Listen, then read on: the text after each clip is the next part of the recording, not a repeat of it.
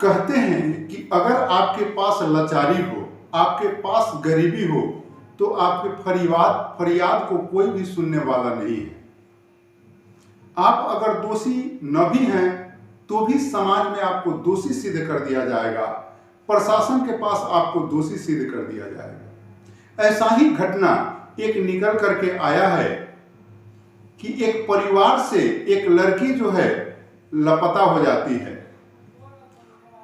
वह परिवार जो है उस लड़की को बहुत खोजबीन करता है, बहुत खोजबीन करता है, वह लड़की कहीं भी नहीं मिलती है।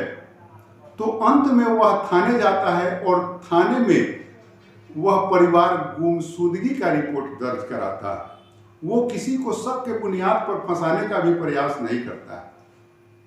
पुलिस जब उसमें कार्रवाई शुरू करती है तो उसी परिवार के उस लड़की के पिता और भाई को दोषी करार देते हुए पुलिस जो है चार्जशीट करती है और उसे कोर्ट में सजा दिलवा देती है। जब पुलिस कोर्ट में सजा दिलवा देती है, यह मामला थमसा जाता है, तभी वह लड़की जो है 9 वर्ष के बाद वह लड़की जब फिर से घर वापस आती है। अब जब लोग यह बात जानते हैं और लड़की को यह पता चलता है कि पिता हमारे ही केस में जो है जेल में बंद है, तो वो थाने जाती है, कोर्ट जाती है, सभी जगह जब जाती है तो यह मामला अखबार में आता है, मीडिया में आता है। जब लोग जानते हैं तो लोग जो है दंग हो जाते हैं कि आखिर पुलिस ऐसी कार्रवाई कैसे कर सकती है, कैसे एक निर्दोष आदमी को पुलिस फंसा रही है। इस तरह से पुलिस प्रशासन पर सवाल उठने लगता है। आखिर यह घटना क्या है, इसको मैं आपको बतलाऊं इससे पहले नमस्कार, आदाब, सत श्री अकाल। मैं भागीरथ ठाकुर आज जो आपको सच्ची घटना सुनाने जा रहा हूं, यह सच्ची घटना मध्य प्रदेश के भोपाल का है। दरअसल मध्य प्रदेश के छिंदवाड़ा जिले से एक गांव लगता है सिंगोरी। यह सिंगोरी का मामला है। सिंगोरी गांव में एक परिवार रहता है।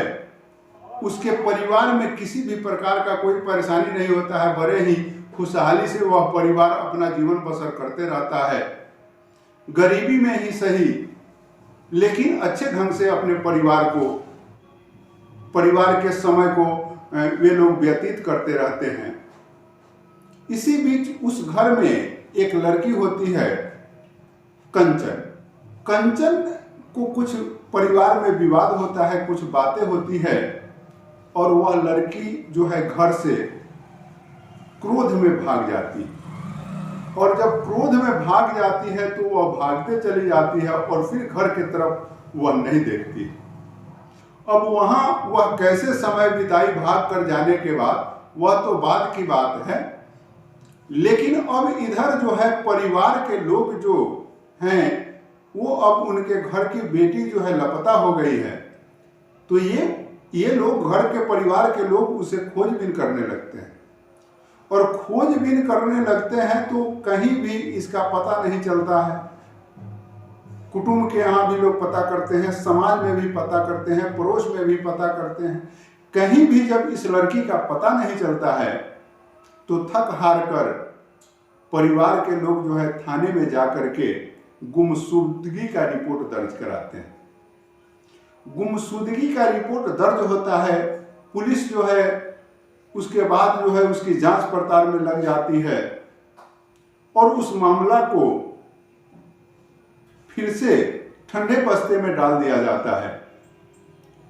और जब 5 साल इस मामला को बीत जाता है, जब पुलिस को चार्जशीट दायर करना होता है, तो पुलिस जो है फिर से इस केस को खंगालती है।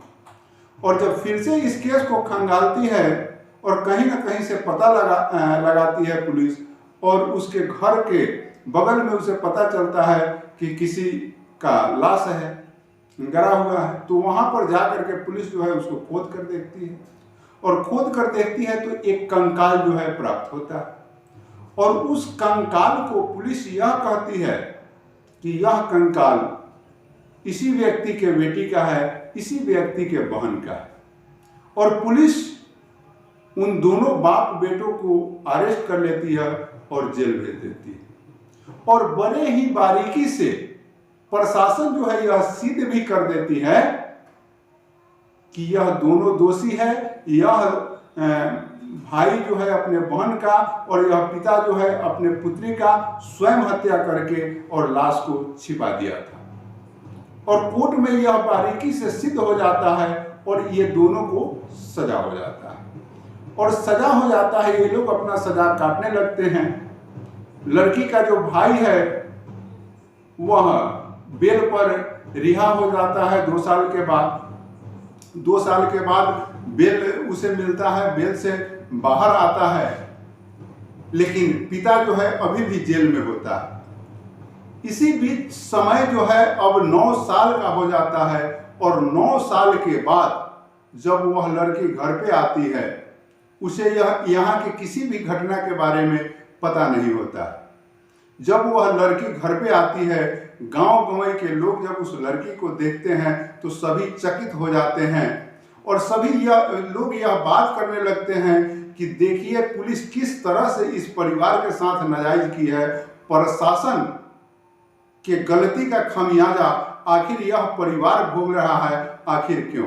यह परिवार जो आखिर यह सजा काट रहा है, इसमें जो नुकसान हुआ इसका भरपाई कैसे होगा? इन तमाम बातों पर लोग चर्चा करने लगते हैं।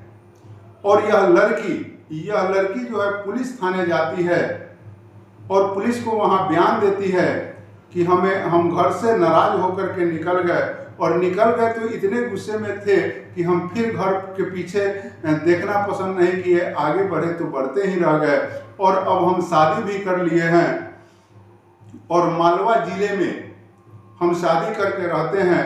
हमें इस बारे में कोई जानकारी नहीं थी। जब यहाँ आए तो पता चला कि हमारे पिता और हमारे भाई को जेल हो गया है, इसलिए मैं यहाँ बयान देने आई। और सभी प्रशासन तंत्र के लोग में एक खलबली उत्पन्न हो जाता है कि आखिर एक जिंदा लड़की के जुर्म में किसी निर्दोष व्यक्ति को प्रशासन किस हिसाब से फंसाकर जेल की सजा कटवा रही है। और यह विषय जो है जांच का बिंदु बन जाता है। तो मित्रों, इस तरह से भी कृत्य होता है। अब समझिए कि इस तरह का कृत्य आखिर क्यों? इस तरह का कृत्य इसलिए कि वह परिवार गरीब है। वह परिवार किसी को 10 रुपया दे नहीं सकता था, इसलिए वह परिवार यह बात कहते रहा प्रशासन और पुलिस के सामने, कोर्ट के सामने, कि वह कंकाल दूसरे का है, वह हमारे बेटी का कंकाल नहीं है। लेकिन उसके बाद को कोई सुनने वाला नहीं था, क्योंकि उसके पास मुद्रा नहीं थी, उसके पास एक अच्छे वकील नहीं थे। इसलिए उसको प्रशासन जो है बड़े हिसाब से जो है उस घटना को साबित करके और जेल में भेज देती है और जेल में उस परिवार को, उस बाप बेटे को सजा हो जाता है। तो मित्रों, मैं यह वीडियो किसी को परेशान करने या दुख पहुंचाने के लिए नहीं, अपितु आप सतर्क हो सके, सशक्त बन सके, जागरूक हो सके, इसके लिए लाया हूं। कारण कि जिसका कोई नहीं होता है उसका परमात्मा होते हैं। मिलते हैं अगले वीडियो में, अब तक के लिए इतना ही। जय हिंद।